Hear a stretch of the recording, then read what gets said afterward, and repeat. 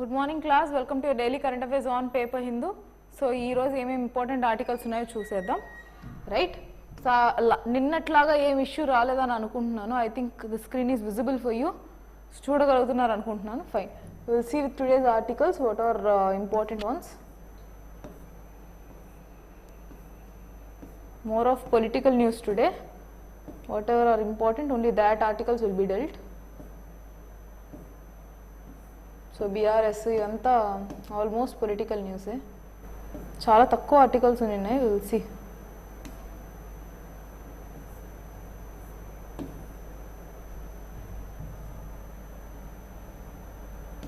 Right. Dilution of Article 370 led to unprecedented era of peace in J&K, Jammu and Kashmir, Center informs SC.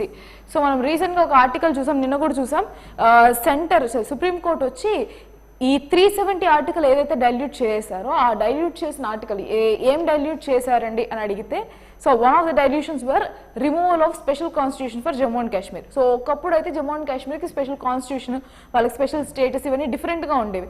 ఇప్పుడు దాన్ని సపరేట్గా divide చేశారనమాట. So present ఏంటి అంటే, ఎప్పుడైతే 370 ఆర్టికల్ ద్వారా ఆ 370 ఆర్టికల్ ఎప్పుడైతే డైల్యూట్ చేయబడిందో, దెన్ సెంటర్ సుప్రీం కోర్ట్కి ఏమని చెప్పిందంటే, ఇలా చేయడం వల్ల అక్కడ పీస్ అనేది నెలకొల్పింది. Why they are telling like that? Because they are trying to support what they have done, and that is a good move. Definitely diluting this 370 is definitely a good move, because all over the country you will have a single constitution. No state will have a separate constitution. So every particular state will be dealt based on the requirement. Special status అనేది ఉంటుంది కానీ, but constitution అంటే కామనే కదండి. So yeah, fine. So what is the issue here? Same thing that they have mentioned in a prolonged way, I mean extension ga chepparu, okasari chuddam. The center on Monday filed a fresh affidavit in Supreme Court claiming that the Jammu and Kashmir is witnessing an unprecedented era of peace, prosperity and progress after the dilution of 370 article. So enduku idi ippudu present affidavit submit chesindi? Because Supreme Court cheppindi enti ante, ippudu evaithe cases ee 370 article dilution valla Jammu and Kashmir lo unna vallu edaithe issues face chestunnaro ఆ please మేము వింటాము అని చెప్పి supreme court చెప్పింది. So for that the government or the centre has to file its own affidavit కదా, supporting its move. So that is what the response of centre here, right? The affidavit has been filed a day before the constitutional bench is scheduled to hear the series of petitions challenging the dilution of 370. ఇదే కదా మనం మాట్లాడుకున్నాం. So రేపు ఈ particular please గురించి మాట్లాడుతుంది అనమాట constitutional bench. So it has invited the petitions. So day before that only they've submitted, the center submitted its own petition, right? Next, so which provided Jammu and Kashmir its special privileges led to the bifurcation of the state in 2019. So later on 2019 lo bifurcation enduku 370 అనేది ఆ particular dilute అయిపోయింది అన్నమాట. They have revoked it, right? Next, so life has returned to normalcy in the region after over 3 decades of turmoil. So దీని ప్రకారం చూసినట్లయితే అక్కడ ఇంకే issue లేదు అన్నట్టు చెప్తున్నారు, but that is not the case. Even there are some issues. Even ఇప్పుడు you can see different kind of, Jammu and Kashmir is part of your LOC and LAC region కదా. So LOC region mainly. So these issues are still prevalent, but what centre is telling is that as of now centre ఈ యొక్క decision తీసుకోవడం వల్ల అక్కడున్న పీపుల్కి మేలే జరిగింది అన్నది దేర్ పాయింట్. ఓకే, అన్నది వాళ్ళ point, right? All round development. The affidavit said a duly elected 3-tier panchayat system could be established for the first time in history in Jammu and Kashmir after 2019. So local self government అన్నది ఈ 2019 bifurcation వల్లనే జరిగింది. So after this particular decision only it has happened. Fine. Crucial central laws including the right to free education of first children and land acquisition compensation statutes were now applicable. So ఒకప్పుడు అక్కడ land acquisition ఇవన్నీ possible కాదు, but now after 2019 it was made possible. తర్వాత annual budget ఎంత ఉంది అన్నది, ఒకప్పుడు ఎంత ఉంది ఇప్పుడు ఎంత ఇంక్రీజ్ అయింది అనేది చూసుకోవాలి. So annual budget of Jammu and Kashmir had grown from 80,423 crore in 2019-20, అంటే during the time of bifurcation. ఆ టైం నుంచి to 1,18,500 crores in 23-24. So that is what you need to know. The infrastructure development included completion of 32 out of 53 projects worth 58,477. So infrastructure development projects. నిన్న కూడా మనం చూసాం కదా, forest act amendment కి ఇంకా next monsoon session కి పంపిస్తారు. So ఈ ఏరియాస్ లో, బోర్డర్ ఏరియాస్ లో ఏవైతే ఉన్నాయో ఇక్కడ ఒక అమెండ్మెంట్ జరగడానికి they don't need any further clearances అనమాట. సో ఫారెస్ట్ని డిఫారెస్టేషన్ చేసి ఇన్ఫ్రాస్ట్రక్చర్ బిల్డ్ చేసుకోవడానికి ఏ ఫర్దర్ క్లియరెన్సెస్ అక్కర్లేదన్నమాట ఈ ఏరియాస్లో. Once that particular build has been done. Right, next. Fine.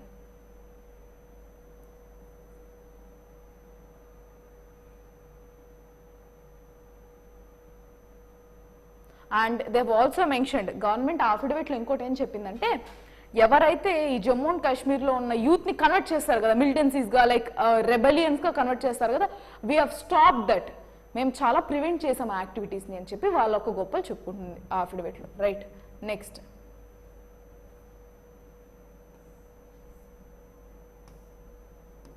Yes. So China protest Dalai Lama meeting US officials in Delhi calls it interference. So first of all, Dalai Lama అంటే ఏంటి అని తెలుసుకోవాలి. So ప్రతి ఒక్కరు ఈ యొక్క సమ్ ఆరెంజ్, ఎల్లో లేదంటే red attire, ఈ అటైర్ చూసుకొని ఆ పర్సన్ దలై లామా అంటాం. సో దలై లామా అనేది నేను పుట్టినప్పటి నుంచి, మీరు పుట్టినప్పటి నుంచి వింటారు దలై లామా అంటే. ఆయన అంత ఇంతవరకు కూడా చనిపోలేదని ఒక క్వశ్చన్ వచ్చి ఉండాలి. సో దలై లామా అనేది వచ్చేసి మత పెద్ద అనమాట, మత గురు. So who is this Dalai Lama means he is one of the heads, like he is the head. అతన్ని ఏమనుకుంటారంటే హీఈస్ ద లివింగ్ బోధిసత్వ అనుకుంటారు. ఓకే, సో బుద్ధిజంలో వాళ్ళకు టిబెట్లో ఉన్న వాళ్ళకి మత గురువు అనమాట ఆయన. సో ఇప్పుడు ప్రజెంట్ 14th దలై లామా, ఒక్కొక్క దలై లామా మారుతూ వస్తారనమాట. So that particular person is considered as the living Bodhisattva. అతను ఎలా చెప్తే అక్కడున్న బుద్ధిస్ట్ అందరూ అలానే యాక్ట్ చేస్తారు. Okay, so I've added somewhere here. Okay, I haven't added. Fine. So yeah, that is about your Dalai Lama anamata. So he is belonging to some Buddhism. Present ఏమైంది అంటే ఈ టిబెట్లో ఉన్న ఈ పర్సన్ రెఫ్యూజీగా ఇండియాకి వచ్చేసారు. సో ఈయన present ఇండియాలో ఉన్నారు. టిబెట్ వచ్చి before a part of time until it is being succeeded by China, అంటే చైనా దీన్ని టేక్ ఓవర్ చేసే ముందు టిబెట్ సపరేట్ కంట్రీగా ఉంది. తర్వాత ఏమైంది, టిబెట్ని కూడా టేక్ ఓవర్ చేసి ఇది మా internal, so this is also an internal state or internal territory of China అని తీసుకుంది. And India also have recognised it so far. But ఇక్కడ ఇష్యూ ఏమొచ్చిందంటే ఈ దలై లామాని ఇండియాలో రెఫ్యూజీగా ఉన్నాడు ఆ person. And right now this particular person has met US officials. అప్పుడు అది వాళ్ళ ఇంటర్నల్ మ్యాటర్ కింద వస్తుంది కదా. Like Dalai Lama is also one of the, ఇప్పుడు చైనీస్ ఒక సిటిజన్ లానే కదా ఇంకా లెక్క. So he is met US officials in Delhi. So indirect గా ఏమైంది, ఇండియా ఈజ్ సపోర్టింగ్ అన్నట్టు అయిపోయింది. So they are telling that it is our own internal security issue. So ఇది మా యొక్క ఇంటర్నల్ పాలసీని మీరు డిస్టర్బ్ చేస్తున్నారని అక్యూజ్ చేసింది. Okay, so China on Monday protested the meeting between Dalai Lama and officials of Central Tibetan administration with visiting of US official Uzra Zeya in New Delhi, calling it an attempt to interfere in China's internal affairs. So ఎప్పుడైతే US official దలై లామాని కలిశారో వీళ్ళు China వాళ్ళు అది మా internal affairs మీరు దాన్ని అంటున్నారు. Good morning Mahesh. Yeah, fine. Next. So that is about this article. Ms. Jaya, who is the US Under Secretary for Civilian Security, Democracy and Human Rights, and also the US Special Coordinator for Tibetan Issues, met the Tibetan leader and the officials of the Dharmashala-based CTA. So CTA ante Central Tibetan Administration anamata. ఆ personals ని ఆమె ఢిల్లీ ఆ particular official ఢిల్లీలో కలిశారనమాట. Right. So what happened, and organized by the Office of Tibet in Washington.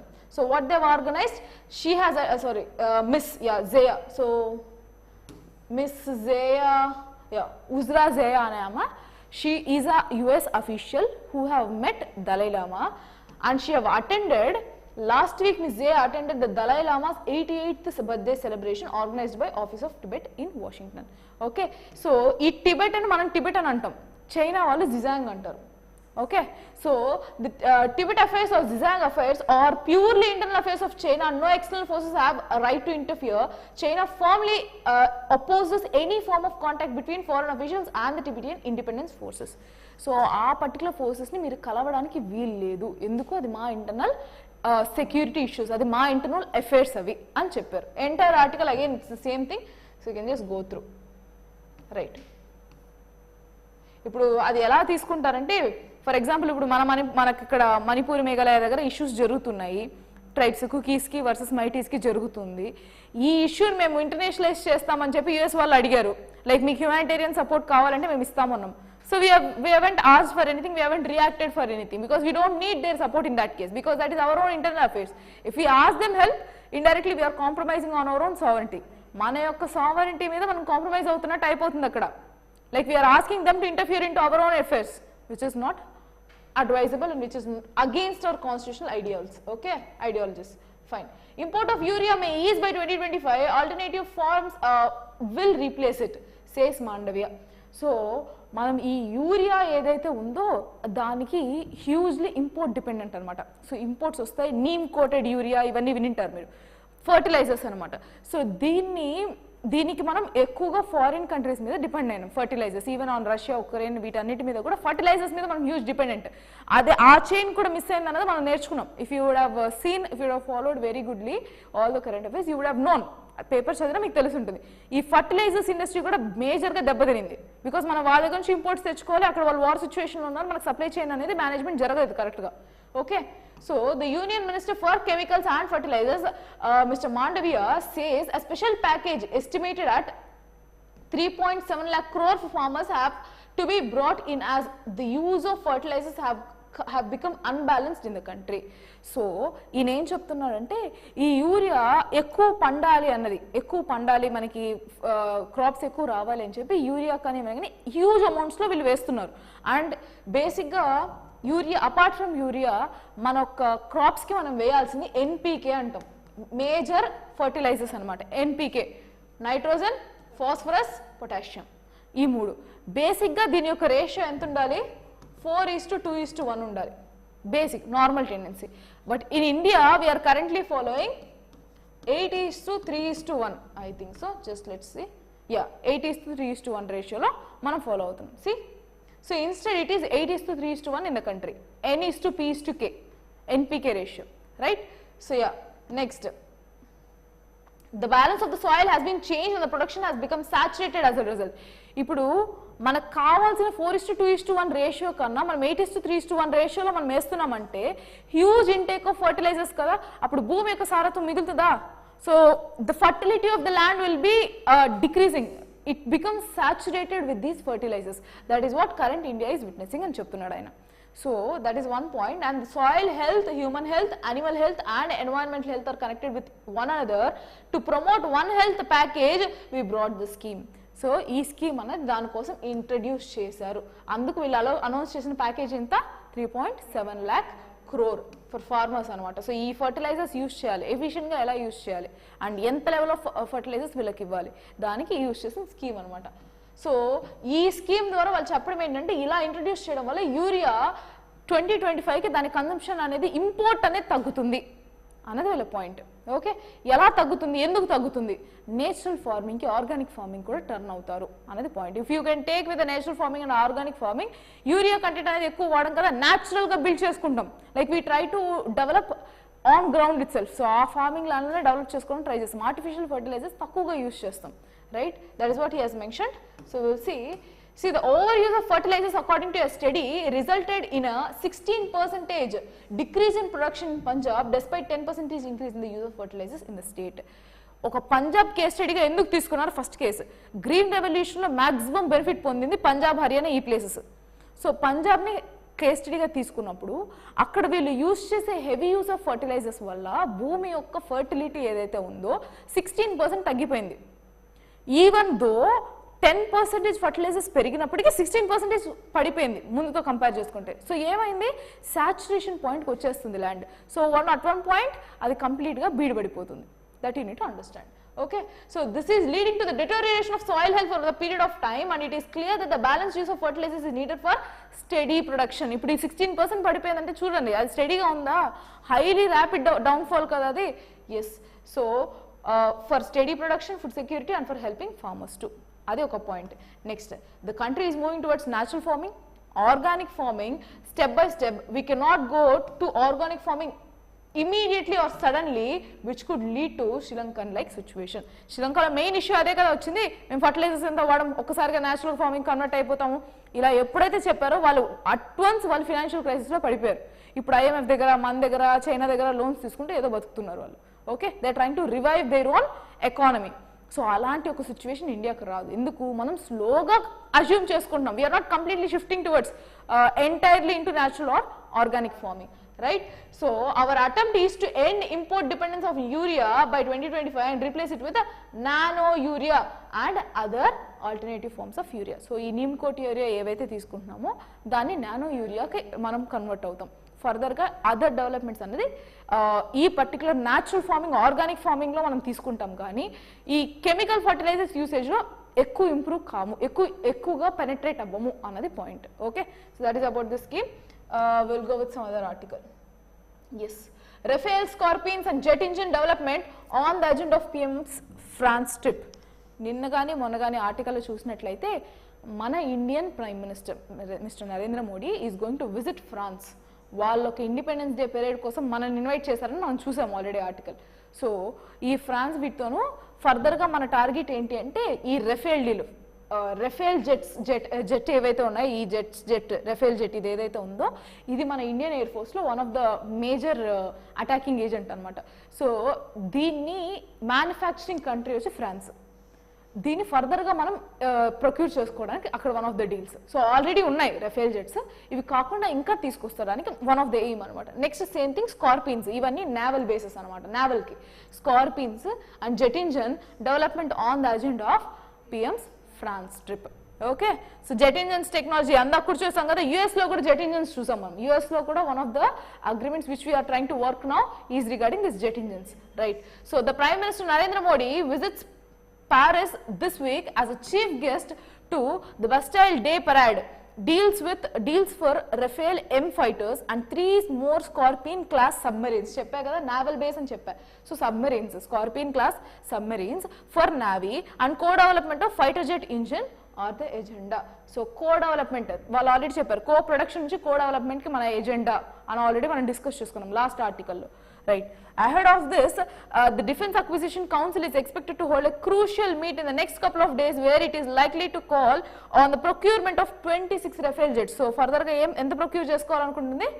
26 Rafale jets, Rafale M jets అనేది fighter jets అనేది procure చేసుకుంటుంది for the navy's aircraft carrier. So ఈ విక్రమాదిత్య, విక్రాంత్ ఇవన్నీ ఎయిర్ క్రాఫ్ట్ క్యారియర్స్ అనమాట.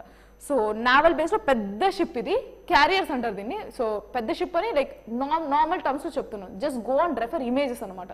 విక్రాంత్ చూడండి, indigenous developed air craft carrier. So ఇది చూసుకున్నట్లయితే చాలా పెద్ద ప్యాడ్స్ ఉంటుంది అనేది, లాంచ్ ప్యాడ్స్ లాగా. సో ఇక్కడ నుంచి కూడా జెట్స్ పంపించవచ్చు. ఓకే, సో అందుకని చెప్పి ఈ ఫైటర్ జెట్స్ నావల్ బేస్లో యూజ్ చేయడానికి ట్రై చేస్తున్నారు. Okay, they are already using it, but we need 26 more procurement from them. Right. So for additional Scorpion submarines that are in the pipeline. So Scorpion submarine classes anamata. Okay. Next. So Air Force currently ఎంత ఉంది అనేది currently already చెప్పాను కదా, Rafale jets మనం already వాడుతున్నాం, 36 వాడుతున్నాం. మన present procurement 26 కావాలి, ఇంకా 36 Rafale jets customized for Indian requirements under 7.87 euros billion euros అనమాట. సో అంత బిలియన్ యూరోస్, 7.87 బిలియన్ యూరోస్కి మనం సైన్ చేసుకున్నాం డీల్. ఎప్పటికి? 2016లో సైన్ చేసుకున్న డీల్ అది. And right now we are going to improve it in 2023. Okay, fine. So an indigenous twin engine deck based fighter is under development by aeronautical development agency under DRDO. So ఇది మన indigenous development అనమాట.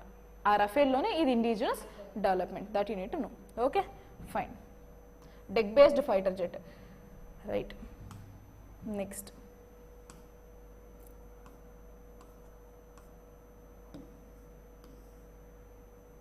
So నేను Adani case పూర్తిగా discuss చేయట్లేదండి. So ఇక్కడ ఏంటి అంటే private entity కదా, పెద్దగా దీనివల్ల యూస్ ఉండదు. ఎందుకు? సెబీ కూడా మాకు ఇక్కడ FPS ఈ పర్టికులర్ ఆర్టికల్ ఏం చెప్పారంటే, సెబీ FPS ఏవైతే మన కంట్రీకి వస్తాయి కదా, FDS తెలుసు, FPS తెలుసు, ఫారిన్ పోర్ట్ఫోలియో ఇన్వెస్టర్స్ అంటారు. సో ఈ ఇన్వెస్ట్మెంట్స్ మన ఇండియాకి వస్తుంది. ఎలా వస్తుంది? ఒక ఫారిన్ బ్యాంకులో వాళ్ళు అక్కడ ఇన్వెస్ట్ చేసి వాళ్ళ దగ్గర నుంచి ఇక్కడికి వస్తుంది అనమాట. That can be stocks, whatever it may be, దేనిలోనే ఇన్వెస్ట్ చేసుకోవచ్చు. సో ఈ పర్టికులర్ ఇన్వెస్ట్మెంట్ ఏదైతే ఉందో దీన్ని ప్రాపర్ ఆరిజినల్ ఎవరైతే ఉంటారో, ఆరిజినేటింగ్ అంటే ఎవరైతే దీన్ని ఇన్వెస్ట్ చేస్తారో వాళ్ళ గురించి ప్రాపర్ డేటా మా దగ్గర లేకపోవడం వల్ల మేము ఈ పర్టికులర్ హైడెన్బర్గ్ అదానీ కేసుకి ప్రాపర్ జడ్జ్మెంట్ ఇవ్వలేకపోతున్నాం, ప్రాపర్గా మా సైడ్ నుంచి మేము అప్డేట్ ఇవ్వలేకపోతున్నాం అని సెబీ చెప్పింది. యాక్చువల్గా అదానీ హైడెన్బర్గ్ కేసు ఏంటి అంటే అదానీ మీద అలిగేషన్స్ అనమాట, అదానీ గ్రూప్ ఆఫ్ కంపెనీస్ మీద అలిగేషన్స్. వీళ్ళు హ్యూజ్ ఏమంటారు లోన్స్ తీసుకున్నారు బ్యాంక్స్ నుంచి, almost like 2.5 lakh crores something, 2.6 lakh crores amount has been taken.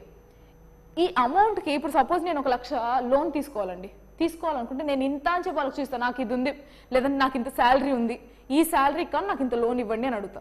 లేదు నేను ఫారిన్కి వెళ్ళాలి, నాకు ఇంత ఉంది, నాకు ఇన్ని అసెట్స్ ఉన్నాయి, నేను ఇల్లు నేను ఇక్కడ పెడుతున్నాను, కుదవ పెడుతున్నా, నాకు ఈ ఇల్లుకి కావాలి. So some asset you will show. వీళ్ళు ఇలా 2.6 lakh crore వాళ్ళ దగ్గర ఉన్నదానికన్నా ఇంకా ఎక్కువ అసెట్స్ చూపించుకున్నారు అనేది ఇక్కడ పాయింటింగ్ అనమాట, అలిగేషన్ అదాని మీద. ఇది ఓవరాల్ అలిగేషన్ అనమాట అదాని మీద. ఏమి అంటే వాళ్ళకు ఉన్నదానికన్నా ఎక్కువ పోర్ట్రే చేసుకుని లోన్స్ తీసుకున్నారు. If it all they are unable to pay, then the banks whatever the banks that have given loans will fall and will never get up again. అంటే ఇవి మళ్ళీ రివైవ్ కాలేవు అని, అది వీళ్ళ మీద అలిగేషన్ అనమాట. సో దానికి సెబీ మీదకి వెళ్ళింది. సో వాళ్ళ యొక్క ఏవైతే ఉన్నాయో వాళ్ళ యొక్క పోర్ట్ఫోలియోస్ కానీ ఇవన్నీ చూసి మీరు కనీసం చెప్పగలరా వాళ్ళకి ఎంత అసెట్స్ ఉన్నాయని.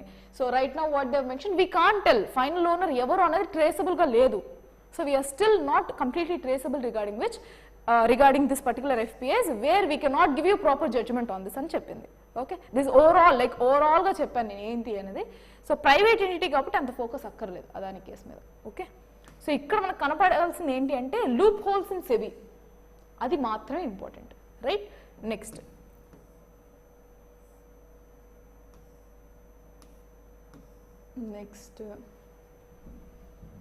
yeah, this article is again mentioned down, we will see there only.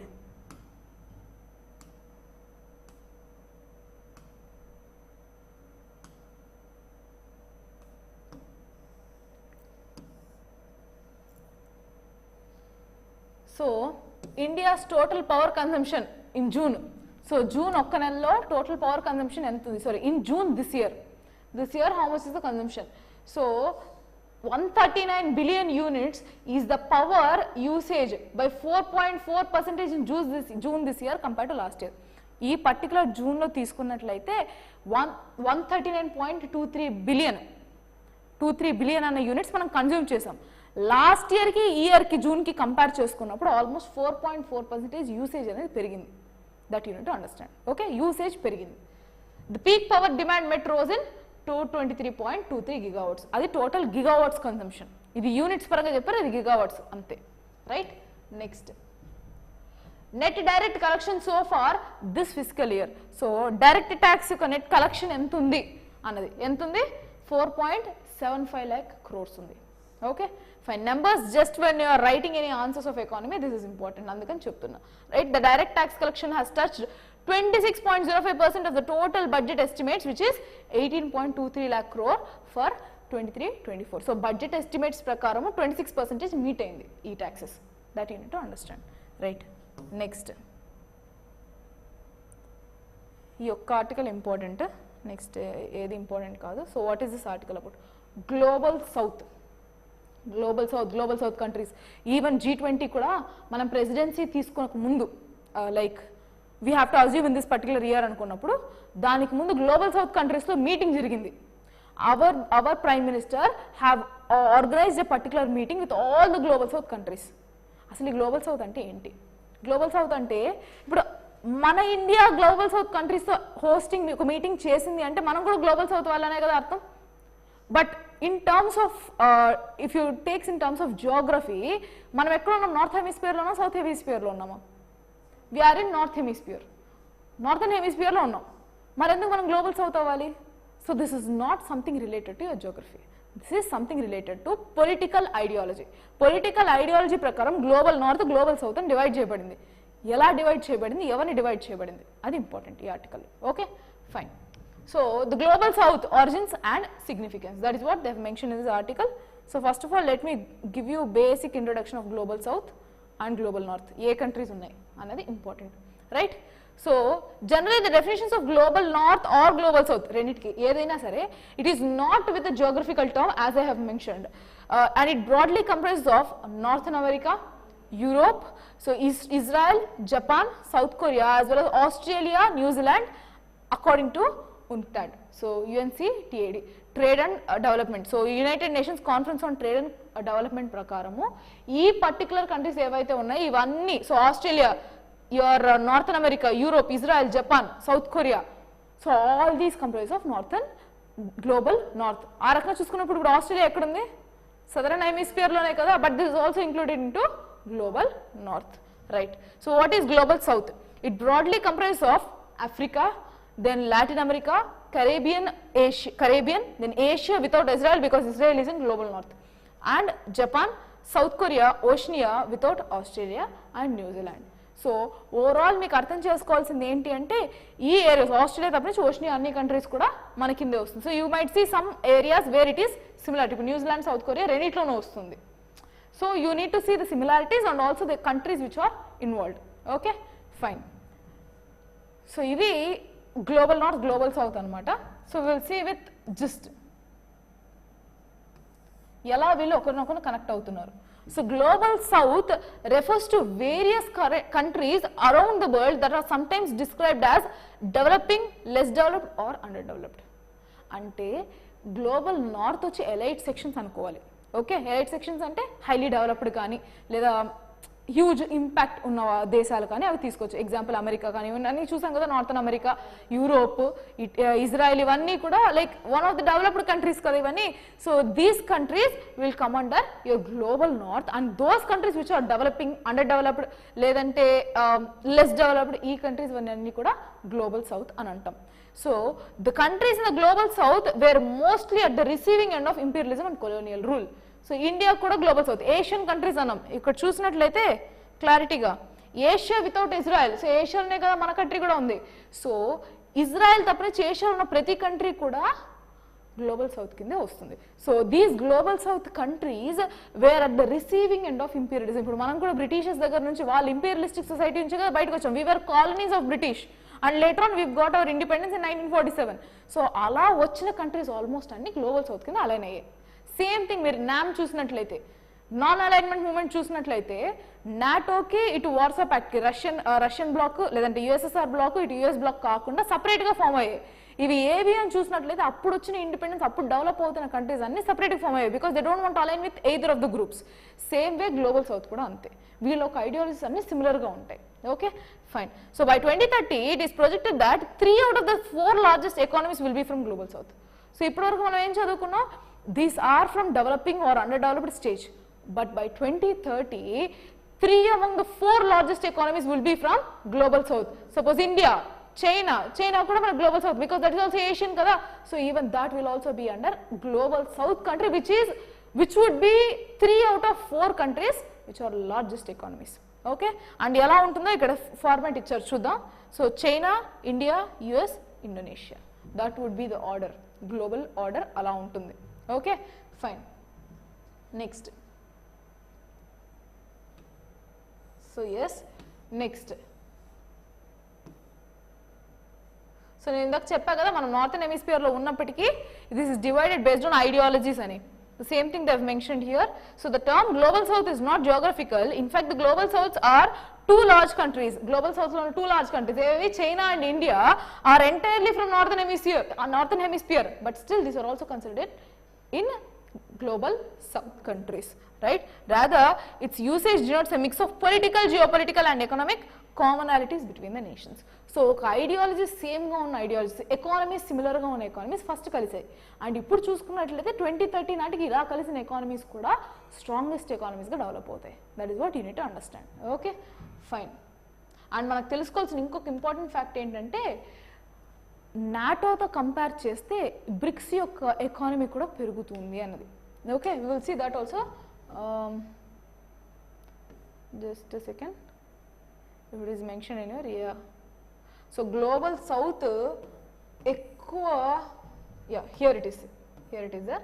So let's see this.